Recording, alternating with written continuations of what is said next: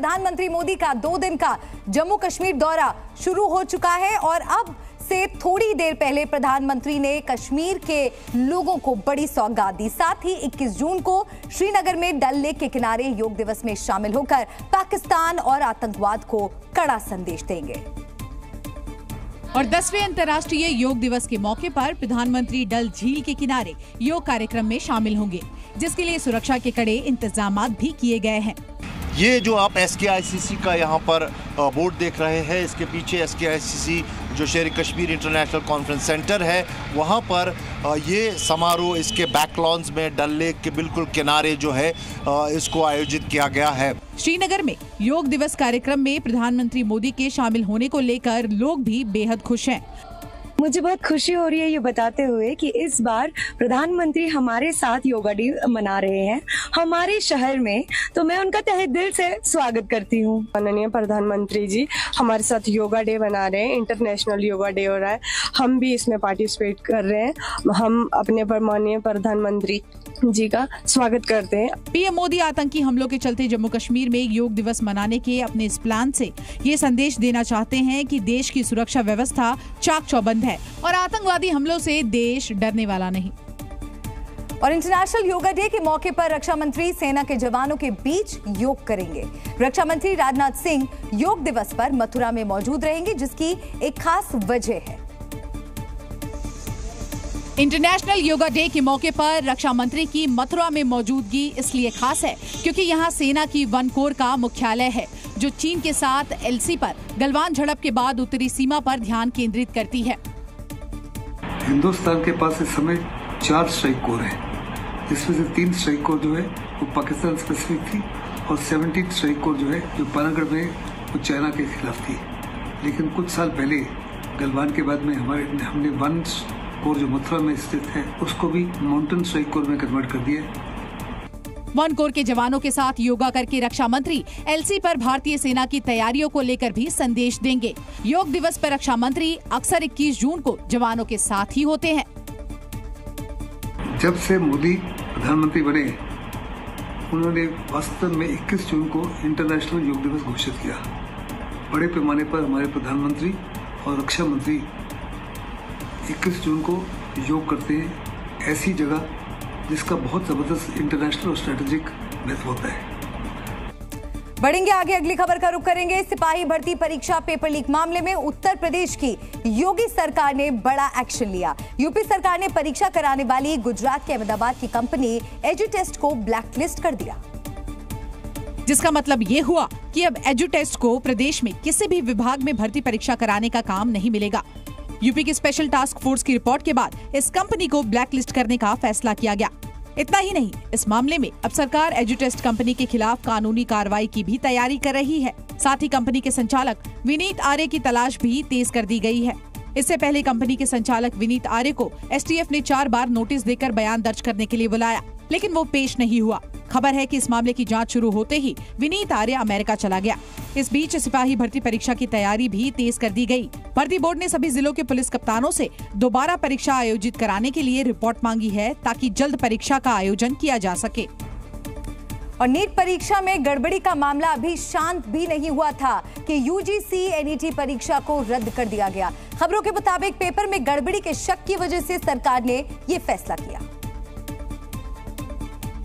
और UGC net परीक्षा को अगले ही दिन रद्द कर दिया गया।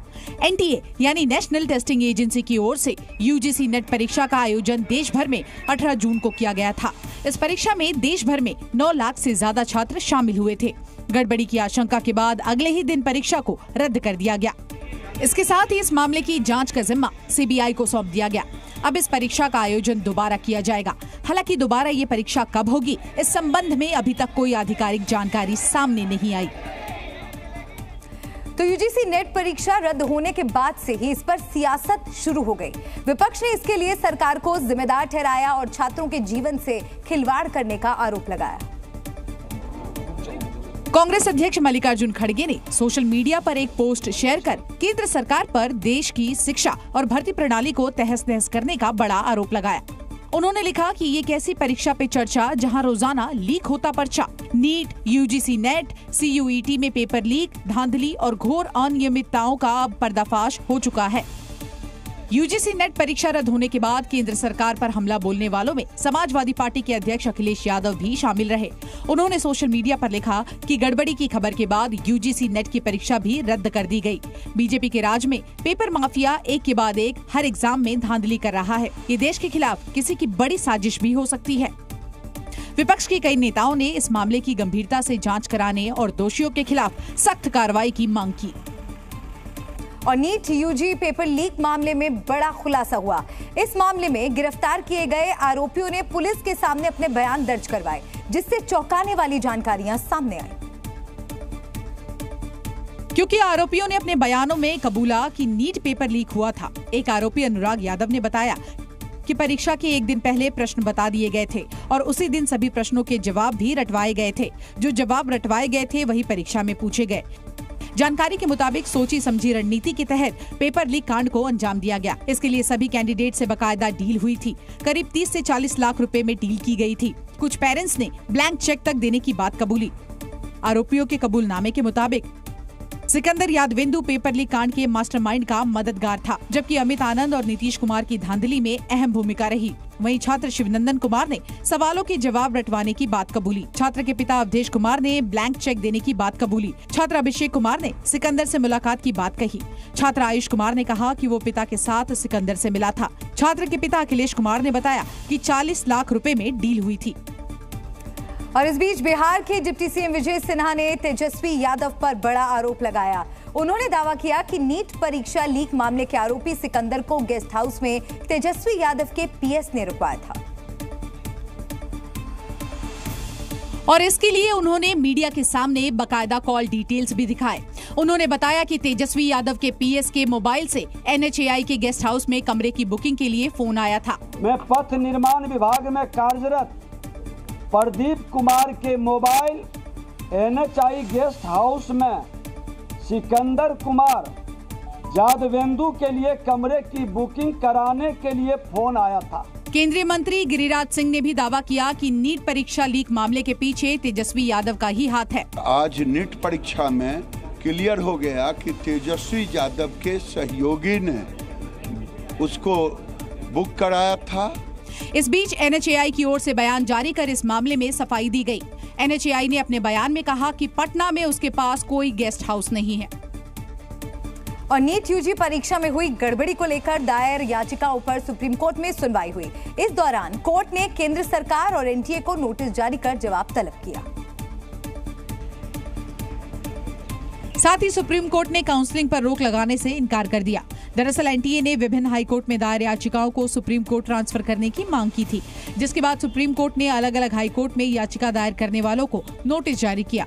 याचिकाकर्ता के वकील ने काउंसलिंग प्रक्रिया पर रोक लगाने की मांग की थी, जिस पर कोर्ट ने इनकार कर दिया। कोर्ट ने कहा कि अगर हम आगे चलकर परीक्षा रद्द करते हैं तो काउंसलिंग भी अपने आप रद्द हो जाएगी।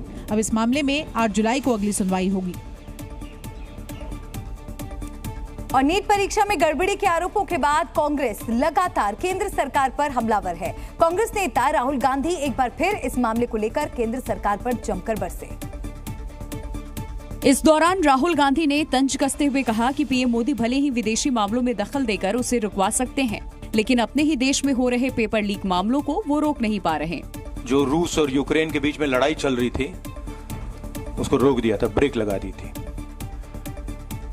इजराइल और गाजा के बीच में जो लड़ाई चल रही थी उसको भी नरेंद्र मोदी जी ने रोक दिया था। मगर किसी न किसी कारण जो हिंदुस्तान में पेपर लीक हो रहे हैं उसको नरेंद्र मोदी रोक नहीं पा रहे हैं। राहुल ने दिल्ली में नीट छात्रों से मुलाकात की और उनकी समस्याओं के बारे में भी जाना। इस बीच एनएसयूआई के कार्यकर्ताओं ने दिल्ली में केंद्रीय शिक्षा मंत्री धर्मेंद्र प्रधान के आवास के बाहर प्रदर्शन किया।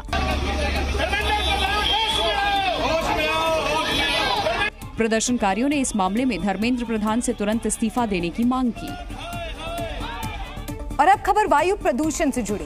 एक नई रिपोर्ट से पता चला है कि वायु प्रदूषण की वजह से दुनिया भर में हर साल लाखों लोगों की जान जा रही है। वैसे तो हर उम्र के व्यक्ति को खतरा है, लेकिन वायु प्रदूषण से मरने वालों में खास तौर पर बच्चों की तादाद ज्यादा है।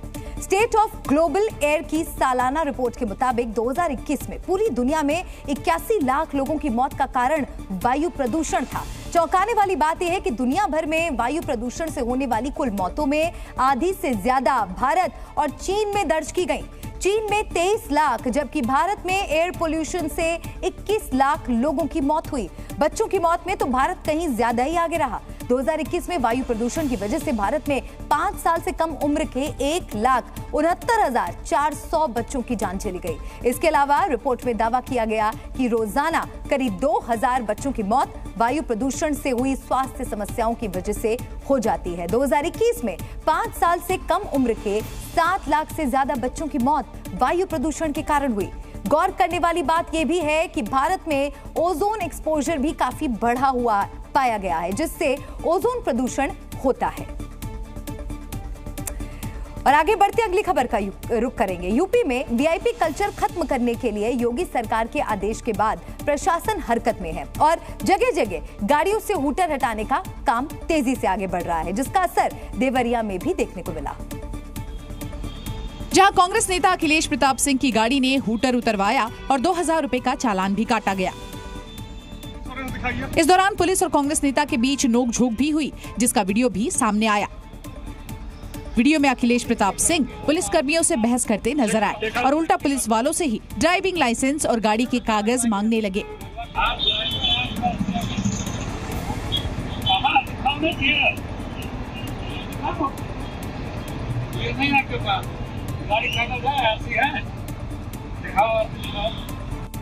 दरअसल हूटर और सायरन का इस्तेमाल फायर ब्रिगेड की गाड़ी और एम्बुलेंस ही कर सकती है। इमरजेंसी की स्थिति में पुलिस को भी सायरन के इस्तेमाल का अधिकार है, लेकिन नियम तोड़ने पर व्हीकल एक्ट के तहत सिर्फ चालान का प्रावधान है, जबकि 10,000 रुपए तक के जुर्माने का नियम है। लेकिन लोग दिखावे के लिए इनका गलत इस्तेमाल कर रहे हैं, जिससे बड़ी परेशानी हो रही है। तो वहीं दूसरी ओर उत्तर प्रदेश के दूसरे जिलों में भी पुलिस ने जोरदार ढंग से अभियान चलाया। कई जगह तो पुलिसकर्मियों की गाड़ी को ही सीज किया गया। कानपुर में एसीपी ने बिना नंबर की एक कार को सीज किया, जो उस इलाके के थाने के दारोगा की थी। वो खुद दूसरों की गाड़ी का चालान काट रहे थे। वहीं लखनऊ में भी चौक चौराहों पर अभियान चला, जहां कई गाड़ियों से काली फिल्म, हूटर, पुलिस का स्टिकर उतारकर चालान काटा गया। पूर्व मंत्री और दूसरी गाड़ियों से अवैध हूटर निकलवाया गया। बाराबंकी में आईएएस की गाड़ी से ही नीली बत्ती उतरवा दी गई, जिसके बाद कार्रवाई करते हुए 2 पुलिस अफसरों को निलंबित कर दिया गया। इसके अलावा प्रदेश के कई हिस्सों में ऐसी कार्रवाई देखने को मिली। कई जगह पर इसे लेकर विवाद भी हुआ। और मोदी सरकार के तीसरे कार्यकाल की शुरुआत किसानों के हित में 2 बड़े फैसलों से हुई थी। तो अब आने वाले दिनों में सरकार मिडिल क्लास को भी राहत देने के लिए बड़े ऐलान कर सकती है। सूत्रों के मुताबिक मोदी के तीसरे कार्यकाल के पहले बजट में करदाताओं को थोड़ी राहत दी जा सकती है। मोदी सरकार न्यू टैक्स रिजीम के तहत स्लैब में बदलाव कर करदाताओं को राहत देने की कोशिश कर सकती है।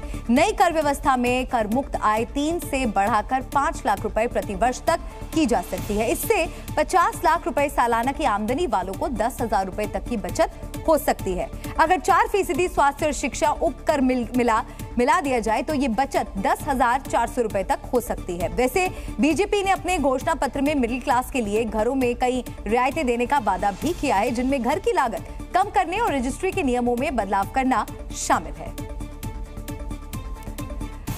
और 2024 लोकसभा चुनाव के नतीजे आने के बाद उत्तर प्रदेश में बीजेपी कम सीटें आने को लेकर लगातार मंथन कर रही है। अयोध्या लोकसभा सीट पर हार की समीक्षा के दौरान किसी भी बीजेपी विधायक को नहीं बुलाया गया।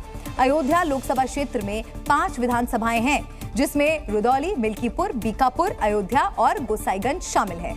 यूपी बीजेपी अध्यक्ष भूपेंद्र चौधरी ने ब्रज और अवध क्षेत्र के सभी पदाधिकारियों से 1-to-1 बात की और हार को लेकर तमाम सवाल पूछे गए। विधानसभा क्षेत्र के पदाधिकारी और कार्यकर्ताओं के साथ लगभग हर बैठक में जमीनी हकीकत जानने की कोशिश की गई। सूत्रों की माने तो कुछ पदाधिकारियों ने पार्टी के नेताओं की महत्वाकांक्षा को हार का सबसे बड़ा कारण बताया। तो लगातार हार पर समीक्षा हो रही है, मंथन हो रहा है। जी न्यूज़।